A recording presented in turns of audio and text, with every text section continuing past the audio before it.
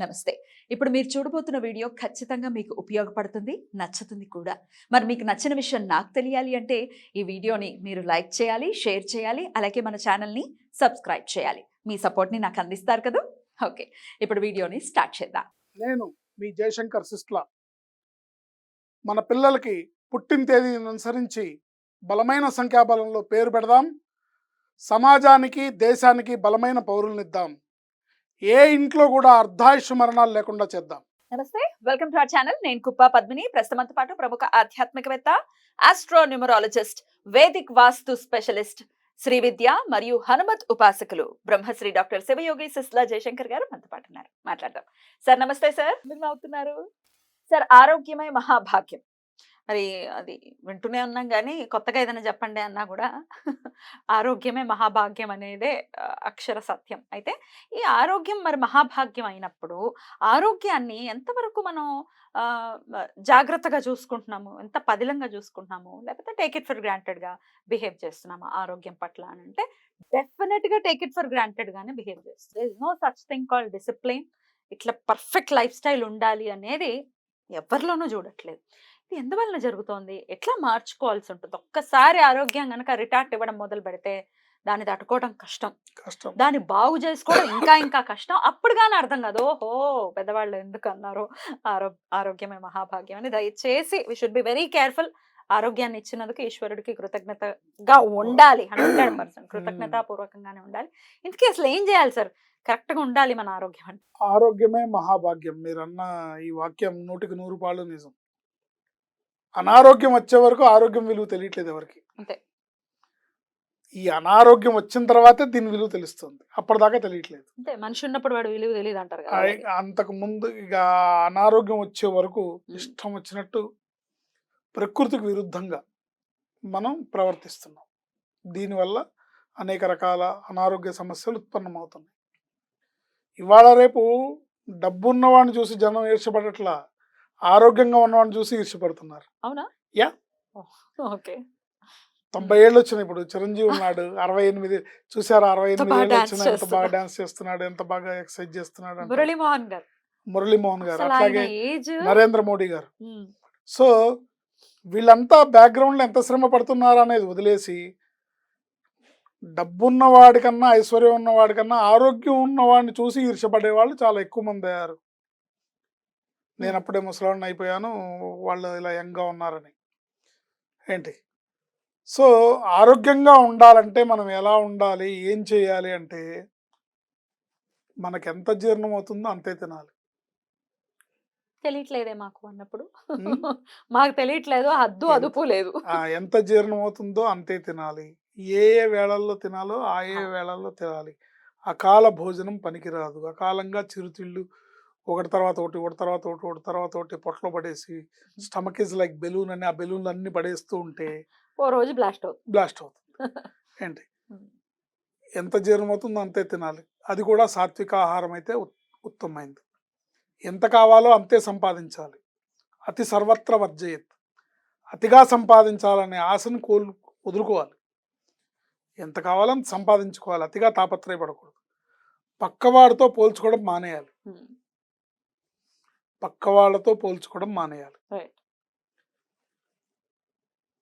ప్రమాదానికి లోను కానటువంటి స్పీడ్లో మాత్రమే ప్రయాణం చేయాలి. ముఖ్యంగా సిటీలో బైక్ రైడింగ్స్. ఇవాళ ఒకడు బైక్ మీద ఇంట్లోంచి బయటకు వచ్చాడంటే తిరిగి ఇంటికి వెళ్తాడని గ్యారంటీ కనపట్ల. వీడి తప్పు లేకపోయినా, ఎదుటివాడి తప్పైనా, వీడి తప్పైనా వీడే బలవుతున్నాడు. హెల్మెట్ ఉండబట్టి కొంత సేవ్ అవుతారు, బట్ ఎల్లకాలం హెల్మెట్ వల్ల రక్షింపబడతారు అనుకోవడం అనేది గ్యారంటీ లేదు. ఎందుకంటే ఒకసారి యాక్సిడెంట్ అయిందంటే సరే హెల్మెట్ పెట్టుకున్నాడు కాబట్టి తల సేఫ్గా ఉంది, కానీ స్పైనల్ కార్డు పోయి బెడ్ రిడెండ్ అయ్యి కాళ్ళు చేతులు పోయి కొట్టుకొని వాళ్ళు ఎంతమంది అంగవైకల్యాన్ని పొంది ఇబ్బంది పడుతున్నారు అనేది మనం చూసుకుంటే ఎంత జీర్ణం అవుతుందో అంత తినాలి, ఎంత కావాలో అంత సంపాదించాలి, పక్కవాడితో పోల్చుకోవడం మానేయాలి. ఎంత వేగంతో ప్రయాణిస్తే మనం సుఖంగా ఇంటికి చేరగలుగుతామో అంత వేగంగానే ప్రయాణం చేయాలి. తర్వాత ఏ కల్మషం లేకుండా నవ్వుతూ నవ్విస్తూ బతకాలి. ఇది అసలు జరుగుతుందా సార్? జరగాలి. రైట్. జరిగితేనే తృప్తిగా సంతోషంగా జీవించాలి. ఏ కల్మషం లేకుండా నవ్వుతూ నవ్విస్తూ జీవించాలి. తృప్తిగా జీవించాలి. ఉన్న దాంతో, భగవంతుడు మనకిచ్చిన దాంతో తృప్తితోనుండాలి. ఇంకా ఏదో లేదు, ఇంకా ఏదో కావాలి, ఇంకా ఏదో కావాలి, ఇంకా ఏదో కావాలని పాకులాడుతూ పోతే ఆరోగ్యం దెబ్బతింటుంది. మానసిక రుగ్మతలన్నీ శారీరక రుగ్మతలుగా మారతాయి. సో, మానసికంగా మనస్సుని స్ట్రాంగ్‌గా పెట్టుకోవాలి. ఎప్పుడూ నవ్వుతూ నవ్విస్తూ ఉండాలి. కల్మషం లేకుండా ఉండాలి. ఎదుటివాడి యందు ఈర్ష్య, ద్వేష భావాలు లేకుండా ఉండాలి. ఎదుటివాడి మీద ఈర్ష్య, ద్వేషం పెట్టుకుంటే నష్టం నీకే తప్ప ఎదుటివాడికి కాదు. రైట్. ఈ విషయం తెలుసుకోవాలి. రైట్.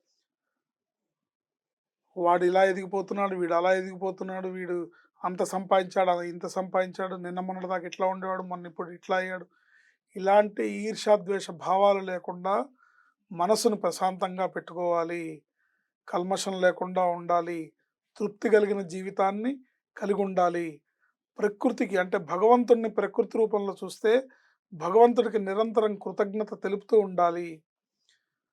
సెల్ఫ్ టాక్ అంటాం. సెల్ఫ్ టాక్ అంటే మన అంతర్మథనం ఏదైతే ఉందో అది స్వచ్ఛంగా ఉండాలి. నేను బయటికి నీతి వాక్యాలు చెప్తున్నాను, లోపల మటుకు కుళ్ళు కుతంత్రాలతో కల్మషంతో ఉన్నాననుకోండి, దాని ఎఫెక్ట్ నాకే తప్ప మీకు కాదు. అందుకని ఇంటర్నల్గా కూడా బాగుండాలి. ఇంటర్నల్ ఇంజనీరింగ్ అంటారు దాన్ని. Inner engineering. ఇన్నర్ ఇంజనీరింగ్ దాది పర్ఫెక్ట్గా ఉండాలి. ఇప్పుడు సపోజ్ అనుకోండి, కొంతమంది ఉంటారు, ఈ నేను మోటివేషనల్ స్పీకర్స్ వాళ్ళందరిని చూశాను. యా ఐఎమ్ అచీవ్డ్ ఇట్ అని గట్టిగా అరుస్తుంటారు. లోపల చూస్తేనేమో నీ బొంద నువ్వే సాధిస్తావని ఇన్నర్ వాయిస్ మాట్లాడుతున్నాను. ఏ అట్లాగే కొంతమంది ఉంటారు వేదికలెక్కి, ముఖ్యంగా రాజకీయ నాయకులు, జాతీయ సమైక్యత వర్ధిల్లాలి అంటారు. ఇంట్లోని భార్యాభర్తలకే సఖ్యత ఉండదు. ఇంటికి వెళ్తే నీకు అన్నం పెడుతుందో లేదో తెలియదు ఏంటి. సో ఇలాంటి వాటిల్లో మనం ఇంటర్నల్ ఇంజనీరింగ్ని పర్ఫెక్ట్గా పెట్టుకుంటూ, దీన్ని సెల్ఫ్ టాక్ అనే పద్ధతి ఉంది. ఆ పద్ధతి ప్రకారం మనం ప్రతిరోజు భగవంతుడికి కృతజ్ఞతలు చెప్తూ తృప్తి కలిగిన జీవితాన్ని జీవితాన్ని పొందుతూ ఉంటే, జీవిస్తూ ఉంటే, తృప్తి కలిగిన జీవితాన్ని జీవిస్తూ ఉంటే తప్పకుండా ఆరోగ్యమే మహాభాగ్యం అనే పదానికి సరైన నిర్వచనంగా మనం మారుతాం. Thank you god. Self talk ఏంటి? Thank you god, I'm healthy, wealthy, happy, prosperous. Thank you god, I'm healthy, wealthy, happy, prosperous. అంటే నువ్వు నాకు హెల్త్ ఇచ్చావు, నేను హెల్దీగా ఉన్నాను. వెల్త్ ఇచ్చావు, నాకు ఏ లోటు లేకుండా వెల్త్ ఇచ్చావు, సంపదనిచ్చావు, థ్యాంక్ యూ. హ్యాపీ, నేను సంతోషంగా ఉన్నాను, నువ్వు సంతోషంగా ఉండు, నీ వల్ల నేను సంతోషంగా ఉన్నాను. ప్రాస్పరస్ అంటే దినదినాభివృద్ధి. మనిషి జీవితం ఎప్పుడూ కూడా గ్రాఫ్ ఇలా సాగాలి.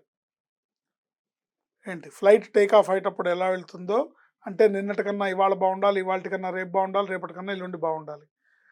చూస్తే చాలామంది ఏం మాట్లాడతారు, మాకు అప్పుడే బాగుండేదండి, లాస్ట్ ఇయరే బాగుందండి, అంతకుముందే బాగుందండి, 10 ఏళ్ళ క్రితం చాలా బాగుండేదండి, 20 ఏళ్ళ నుంచి బాధలు పడుతున్నామండి, ఎప్పుడు వెళ్ళిపోయిన రోజులే బాగున్నాయని అనిపిస్తుంది.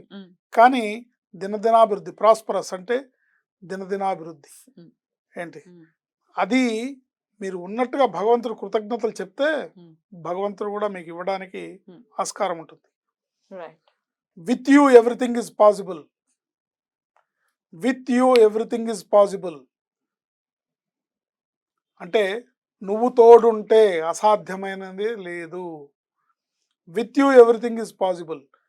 You plus me is equal to majority. You plus me is equal to majority అంటే ప్రపంచం మొత్తం ఒకవైపు ఉంది, మీరు ఒకవైపు ఉన్నారు, మీ పక్కన భగవంతుడు ఉన్నాడు. ఎవరు బలవంతులు? You plus me is equal to majority. 11 అక్షోహిణీల సైన్యం ఉంది దుర్యోధనుడి పక్కన, ఒక్క కృష్ణుడు ఉన్నాడు అర్జునుడి పక్కన. ఎవరు విన్ అయ్యారు? So thank you god, I'm healthy, wealthy, happy, prosperous. With you everything is possible.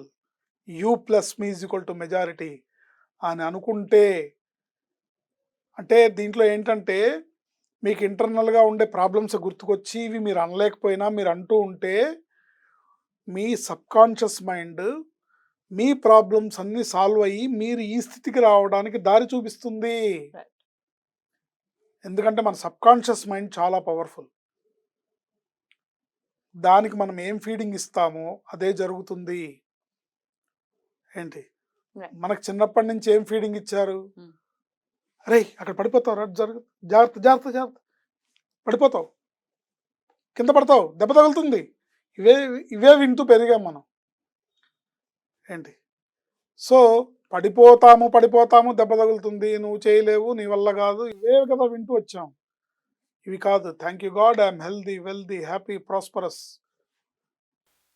ఇంకా కావాలంటే ఐఎమ్ ఏ విన్నర్ అనుకోండి. Hmm. With you everything is possible, you plus me equal to majority. ఇది అనుకోవటం ద్వారా ఇవన్నీ కూడా సాకారమై మీ జీవితంలోకి వస్తాయి. Right. మీరు నిజంగా హ్యాపీగా ఉంటారు, మీరు నిజంగా హెల్తీగా ఉంటారు, మీరు నిజంగా దినదినాభివృద్ధి చెందుతూ ఉంటారు. భగవంతుడు ఎప్పుడు మీ పక్కన ఉంటాడు. ఎందుకంటే నిరంతరం కృతజ్ఞతాభావంతో ఉండాలి. Right. భగవంతుడికి కృతజ్ఞతాభావంతో ఉండాలి.